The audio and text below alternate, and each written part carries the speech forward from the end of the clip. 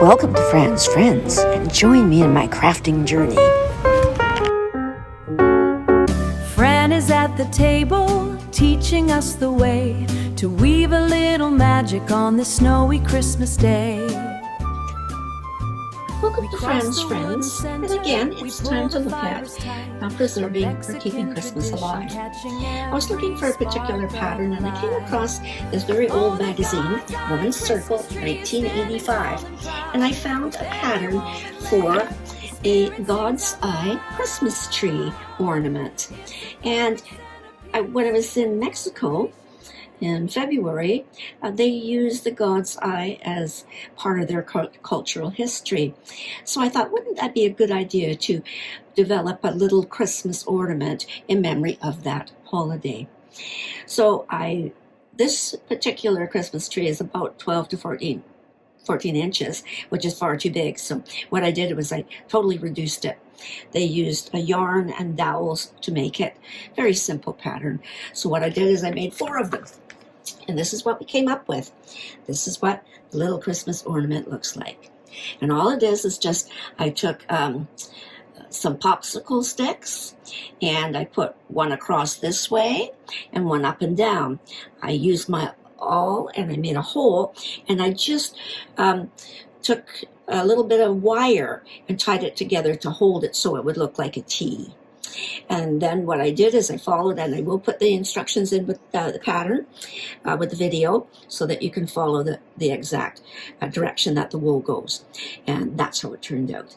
So this is the back end of it. I made it so that there was no wood showing. I made a little tree trunk at the bottom, and then these are little yo-yos around the top. With a little ribbon, and there will be 4 of them. And this will go with my dinner table. So, and this is what it looks like.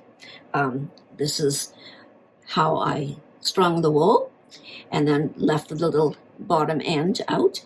I made just a little felt pockets to insert, and then all I did was just I made little yo-yos with little beads on them, and I'll just glue that onto there. And there you have a nice little Christmas tree. Now, the other thing with this is it gives me a memory of my younger years. It was always important for me to do something for Christmas for my family. And we would have a family day when my family would come up from Victoria, etc. And I would put on a buffet. And the table was usually about 8 to 12 feet.